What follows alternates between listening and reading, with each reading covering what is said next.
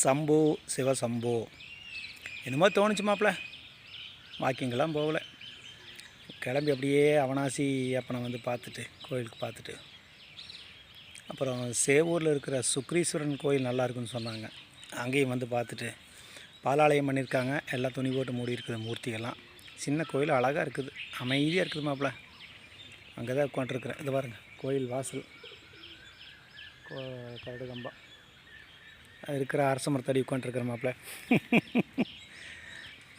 நேற்று ஒரு மாப்பிள்ளை கூப்பிட்டாப்புல, மாமா நான் தான் வீட்டுக்கு சின்ன பையன், அப்பா அம்மா எங்கிட்ட தான் இருந்தாங்க, அப்பா போயிட்டார், அம்மா இருக்குது, எந்த நாய் ஏன்னு கேட்க மாட்டேங்கிறேன். நானும் வீட்டுக்கு சின்ன பையன் தான் மாப்பிள்ள, எனக்குமே அப்பா எங்கிட்ட தான் இருந்தார், எங்கள் அம்மா ஒன்று இருக்குது, எங்கள் அப்பா போயிட்டார். ஆமாம், அதெல்லாம் சின்ன பசங்க விதி, ஒன்றும் பண்ண முடியாது. தங்கமாக இப்போ நம்மளோட நல்லா பார்த்தாலும் பெரியவன் வீட்டில் போய் பெருசுக இருக்காது. சின்ன பசங்க நாம் தங்கமாக பார்த்தாலும் எங்கள் அம்மா எந்த நாய் பார்க்குது அப்படிங்க, இந்த நாய் முருகன் நாய் தான் பார்க்கு, வேறு நாய் பார்க்கு. போகிறவங்கிட்ட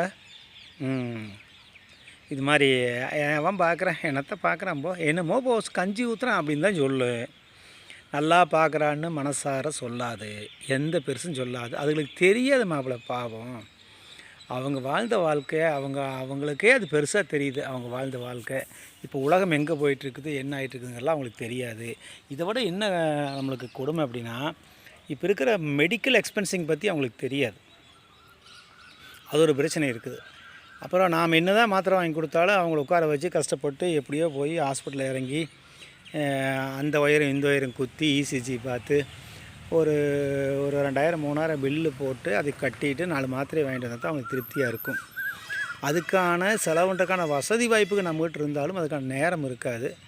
ஆமாம், எங்களை பார்க்குறத இவனுக்கு என்னடா நேரம், அங்கே போய் பிடிங்க கற்றுறானா அப்படிங்கி நடக்குது. எனக்கு நேரம் ஏற்ற மாதிரி தான் வச்சுருக்கிற பெருசு, அதுவும் இந்த பிரச்சனை நடந்துகிட்டு தான் இருக்குது. இதை விட நம்ம வீட்டுக்கு வர புடுங்காளிக்கு பத்திரிக்கை கொண்டு வரவனுங்க சாக போகிற கிழவிக்கு இனத்துக்கு பத்திரிக்கை கொடுக்குறதுன்னு கம்முன்னு நம்ம வீட்டுக்கு வர மாட்டாங்க. அங்கே போய் திண்ணையில் உட்காந்து ஒரு பத்திரிக்கை கொடுத்துட்டு, ஆத்தா நல்லா இருக்கிறீங்களா, 2 பையனும் பார்த்துக்குறாங்களா, எந்த பையன் பார்த்துக்கிறான்னு கேட்கு. எல்லா பெருசுமே பார்க்குற பையனை மோசம்னு சொல்லு, பார்க்காத பையன் ஆஹா ஓஹோ அற்புதமான பையன் சொல்லு. இந்த பத்திரிக்கை கொடுத்துட்டு கேட்குறான் பாரு, அந்த நாய் வீட்டில் போய் பார்த்தா தான் இவனோட ஊழ பார்க்க என்னென்னு தெரியும். ஒன்றும் பண்ண முடியாது மாப்பிள்ள, அவங்க சும்மா சொல்கிறதுக்கெல்லாம் வருத்தப்பட வேண்டியதில்லை, அது உளறிட்டுதான் இருக்குது. நம்ம மனசாட்சிப்படி என்ன முடியுமோ அது வரைக்கும் தான் பார்க்கணும்.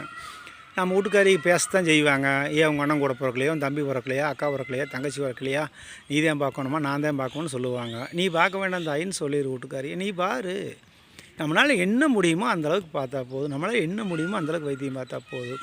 அதுக்காக சொத்தை விற்றுலாம் வைத்தியம் பார்க்க வேண்டிய அவசியம் இல்லை மாப்பிள்ள. வாழ்ந்து முடிச்சாச்சு, அவ்வளோதான். கட்ட போனாச்சரி, சித்தப்பன் போனாச்சரி, திண்ணை கழுவி விட்டாச்சரி, அந்த கண்டிஷன் தான். இதில் யோசிக்கிறதுக்கு வருத்தப்படுறதுக்குலாம் ஒன்றும் இல்லை மாப்பிள்ள.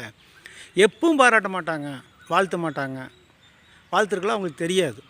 வாழ்த்துற அளவுக்கு பக்குவப்பட்ட பெருசாக இருந்தால் ரொம்ப சந்தோஷம். நீ புண்ணியவன், தாராளமாக கால் விழுந்து கும்பிட்டு நல்லா பார்த்துக்கலாம், ஒன்றும் தப்பு இல்லை. அப்புறம் வேண்டாத சாப்பிடுவாங்க, வயிற்றில் போகு, அது பார்க்கணும். இன்றைக்கெல்லாம் பெரிய டைப்பரெல்லாம் போட்டு பார்க்குறேன்னா பெரிய திறமை 800 900 வேணும். கீழே விழுந்துட்டா ஆளுக்கு மட்டும் சொன்னது புரிஞ்சிக்க மாட்டாங்க. எல்லாருனாலையுமே மாதம் 30,000 செலவு பண்ணி ஒரு பெருசு மெயின்டைன் பண்ண முடியுமா, வருஷம் செலவு என்ன ஆகுது, அதெல்லாம் பார்க்க மாட்டாங்க, புரியாது. இது நம்ம விதி. கூட பிறந்தவங்க அனுசரித்து காசு பணம் கொடுத்தாங்கன்னா பிரச்சனை இல்லாமல் இருக்குது, இல்லைன்னா அது பெரும் பிரச்சனை. செத்தனை கொட்டுமனுக்கு போட்டு கட்டி அழிப்பானுங்க நம்மளுக்கு மேலே அழுவாங்க அவங்க தான். ஏன்னா அவங்க வெளியே இருக்காங்கல்ல, அந்த கேப்பை மெயின்டைன் பண்ணாமல் அதுக்காக ரொம்ப ஓவராக அழுகுங்க உருவுங்க எல்லாம் தான் பண்ணு. ஏமாந்தா பாடையில் அம்மாவோட நானே போகிறேன்னு சொன்னாலும் சொல்லுவானுமா பிள்ளை. ஒன்றும் பண்ண முடியாது, வயசு ஆகிடுதா, ரைட்டுக்கு உளறிட்டு தான் கிடக்கு, என்ன பண்ணுறது, ஒன்றும் பண்ண முடியாது. அதுக்கு நீ ஒருத்தனாக இருந்தால் என்ன பண்ணுவேன் அப்படி நினச்சிக்க மாப்பிள்ள. என்ன பண்ண முடியும், வராதவனை போய் வாவான்னு சொல்ல முடியுமா, அல்லது வராத நகையில் போய் வாவான்னு கூட்டிகிட்டு வர முடியுமா, வராத மச்சானை போய் வாவான்னு கூட்டிகிட்டு வர முடியுமா, பிறந்தவளை எல்லாம் வந்தால் ஒரு நாளைக்கு நிற்பாங்க, ரொட்டி வாங்கி கொடுத்துட்டு நல்லா இருக்கிறியான்னு முந்தானையில் அழுதுட்டு ஒரு ஜோல்டிங் பண்ணிட்டு போயிடுவாங்க. இது சகஜம்தான், விடுமாப்பிள்ள. அது பேசுகிறத அது கொடுக்குற சாபமே எதுவும் நம்மளை பழிக்காது, அதுன்னு புரிஞ்சுக்கோ. அதுக்கெல்லாம் சும்மா வளர்றது, மேல் வார்த்தையில் உளறடி தெரியறதுக்கு அதுக்கெல்லாம் ஒன்றும் பயப்படாத. நீ சாமியை கும்பிட்டு அதுக்கும் தண்ணீர் வச்சு விட்டு நல்லபடியாக கஞ்சி ஊற்றுமாப்பிள்ள. ஓகே, அன்பும் ஆசீர்வாதமும். சம்போ சிவசம்போ. ஓம் நமச்சிவாய.